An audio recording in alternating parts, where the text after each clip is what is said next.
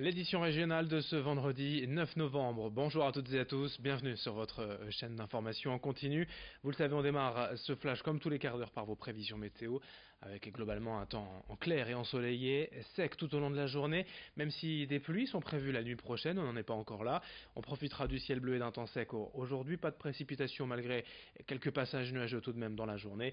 En revanche, attention au vent qui va se renforcer dans l'après-midi et en soirée, et c'est lui qui apportera de nouvelles perturbations durant la nuit prochaine et certainement même des averses. Les températures, elles, restent de saison. 14 degrés prévus à Calais cet après-midi, 13 à Saint-Omer et à Lille, 12 degrés à Dunkerque. La météo complète, bien évidemment, après ce journal. Dans cette édition, tout d'abord, en cette veille de week-end des commémorations du 11 novembre et à la fin de la Première Guerre mondiale, pour illustrer le souvenir de la Grande Guerre dans la région, Xavier Silly s'est rendu cette semaine sur le site historique de Notre-Dame de Lorette, dans le bassin minier, où près de 600 000 combattants en sont morts. Reportage.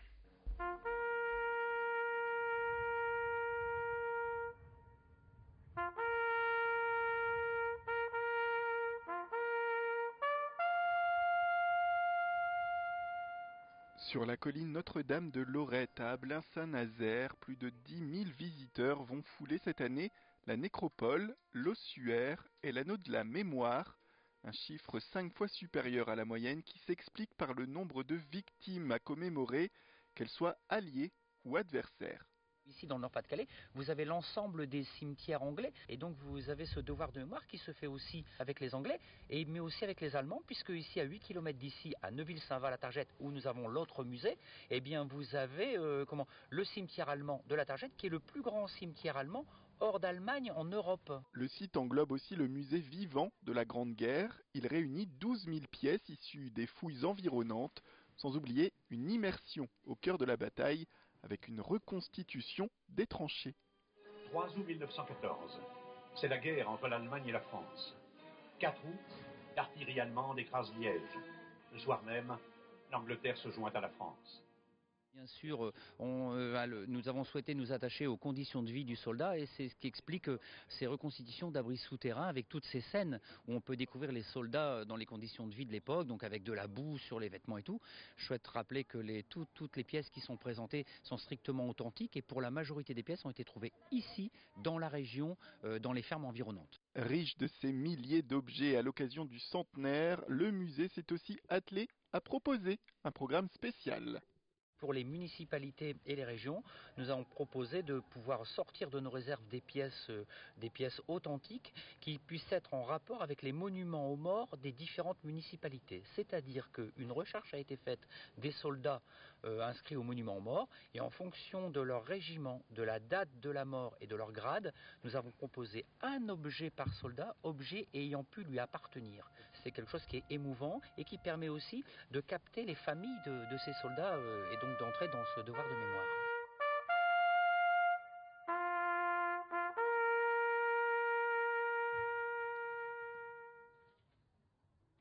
Voilà, passer cet hommage aux poilus, bien évidemment, 100 ans après la fin de cette Première Guerre mondiale. On passe au reste de l'actualité. En images également la visite de Bruno Le Maire hier dans la région.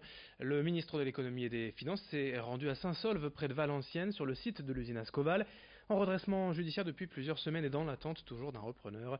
Aujourd'hui, les 280 salariés attendent le jugement du tribunal de Strasbourg, qui a accordé un nouveau délai à la scierie et à son unique candidat à la reprise, Altifort.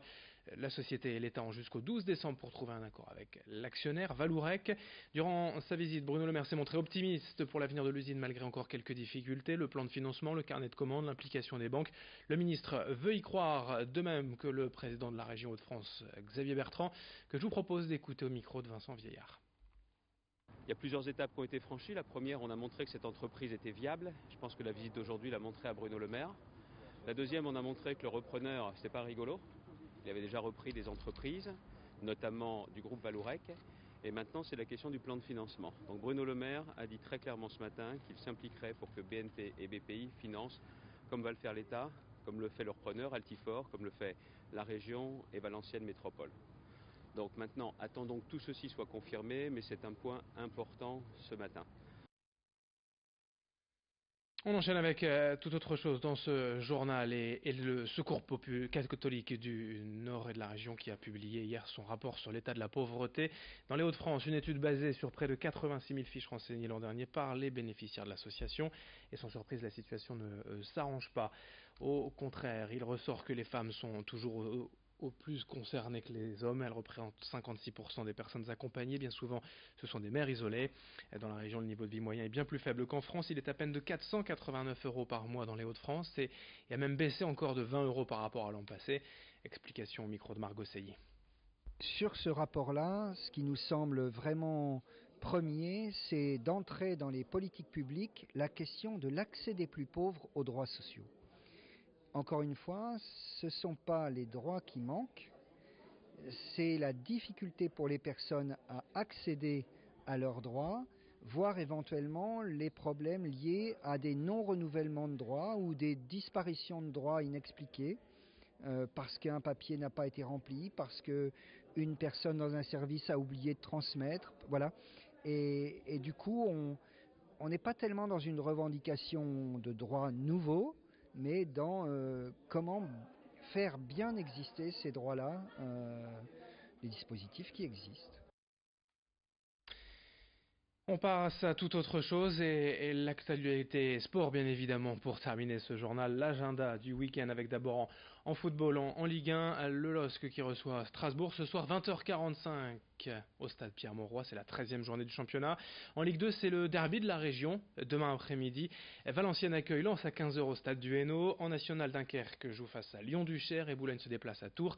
Ce soir, les matchs sont à 20h. En basket, en JP Elite, le BCM Gravelines Dunkerque reçoit Boulazac ce soir à 20h à Sportica, tandis que le SSM Le Portel jouera demain soir à Pau, Lac, Orthez. En basket toujours, mais en Pro B, le LMBC accueille Caen demain au Palais Saint-Sauveur. Et en Ligue féminine, le SBVA joue face à Landerneau-Bretagne demain soir au Palacium de Villeneuve-d'Ascq. Fin de ce journal, merci de votre fidélité. Dans un instant, d'autres infos à suivre, l'actualité continue. Ce sera dans moins de 8 minutes un prochain journal à suivre.